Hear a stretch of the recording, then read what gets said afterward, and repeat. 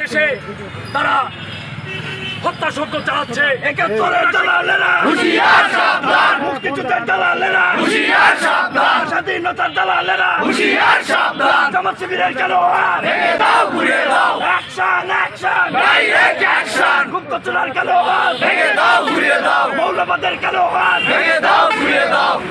আপনারা জানেন যে আগামী যে জাতীয় নির্বাচন হবে, এই নির্বাচনে দেশের মানুষ তথা সারা বাংলাদেশের মানুষ, তৃণমূলের জনগণ, বাংলাদেশের প্রাণের সংগঠন বাংলাদেশ জাতীয়তাবাদী দলকে ভোট দিবে এবং বিএনপি সরকার গঠন করবে।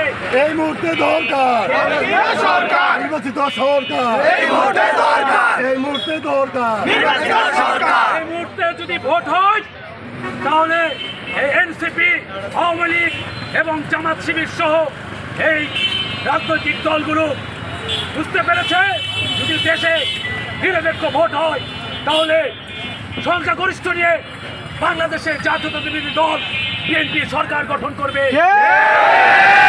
তারেক রহমান প্রধানমন্ত্রী হবেন, বেগম খালেদা জিয়া ক্ষমতায় আসবেন, এটা নিশ্চিত জেনে আজকে সারা বাংলাদেশে এই জামাত শিবির, এনসিপি তারা ষড়যন্ত্র করছে। জামাত শিবির রাজাকার, এই মুহূর্তে বাংলা ছাড়।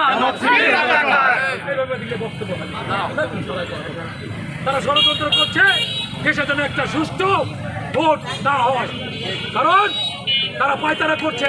জানেন সারা বাংলাদেশে বিভিন্ন জায়গায় আপনারা জানেন চট্টগ্রামে হত্যা করা হয়েছে, পায়ের রক কেটে দেওয়া হয়েছে, খুলনাতে হত্যা করা হয়েছে, জামাত শিবির হত্যা করেছে, মিটফেডও একটা হত্যা করা হয়েছে, তাদের ব্যবসায়িক দ্বন্দ্ব নিয়ে তারা হত্যা হয়েছে। আজকে তারা মিথ্যা ষড়যন্ত্র দিয়ে বিএনপির ঘাড়ে সেই দোষ চাপানোর চেষ্টা করছে। আমরা জানি সারা বাংলাদেশে বিএনপি একটি জনপ্রিয় দল, তারা বিএনপিকে বিতর্ক করার জন্য তারা পায়তারা করছে। তারা আগামী দিনের বাংলাদেশের ভবিষ্যৎ আপনারা জানেন, তারেক রহমান যিনি ভোট স্বাধীনতার ঘোষক, বহুদলীয় গণতন্ত্রের প্রবক্তা, বাংলার রাখাল রাজা, বাংলার আধুনিক বাংলার উপকার শহীদ প্রেসিডেন্ট জিয়াউর রহমানের সুযোগ্য পুত্র এবং বাংলাদেশের তিনবারের সাবেক প্রধানমন্ত্রী এবং গণতন্ত্রের মা, আপসী নেত্রী, যাকে আমরা মা বলে সম্বোধন করি, তার পুত্র অত্যন্ত জনপ্রিয় একজন জননন্দিত মানুষ তাকে বিতর্কিত করছে। এ কারণেই যেন ভবিষ্যতে বাংলাদেশে তারেক রহমানকে বিতর্কিত করতে পারলে হয়তো তারা ঘোলা বাড়িতে মাছ শিকার করতে পারবে। আমরা চাই কোন রকম যদি তারেক রহমানের নামে কুরুচিপূর্ণ কথা বলা হয় তাহলে বাংলাদেশের সাধারণ মানুষ সহ জাতীয়তাবাদী বিশ্বাসী মানুষজন বাংলা জবাব দিবে। তারেক রহমানের নামে বাজে মন্তব্য করা হয় তাহলে আমরা রাজপথ প্রকম্পিত করে দিব। বাংলাদেশ থেকে জামাত শিবির, এনসিপি আমরা এদেরকে নিঃশেষ করে দিব। বাংলাদেশের মাটিতে এদেরকে বসবাস করতে দিব না, বাংলাদেশ থেকে এদেরকে তাড়িয়ে দিব যদি আর একবার তারেক রহমানের সামনে বাজে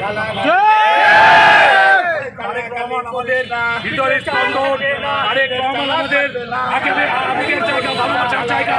সেই তারেক রহমান সম্পর্কে কেউ যদি বাজে মন্তব্য করেন সাবধান করে দিয়ে যায়।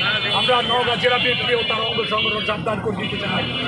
আর যদি ভবিষ্যতে তারেক রহমানের নামে কোনো রকম কুমন্ত্র কুরুচি মন্তব্য করা হয় তাহলে আমরা সারা বাংলাদেশের বিএনপি এবং সারা দেশের বাংলাদেশের জনগণকে নিয়ে দুর্বার আন্দোলন করে সারা বাংলাদেশ থেকে এই পাকিস্তানের দালাল এবং স্বাধীনতা বিরোধী শক্তি জামাত শিবির এবং এই নয়া অপশক্তি, এটা একটা অরাজনৈতিক দল, তারা নতুন করে এসে ক্ষমতায়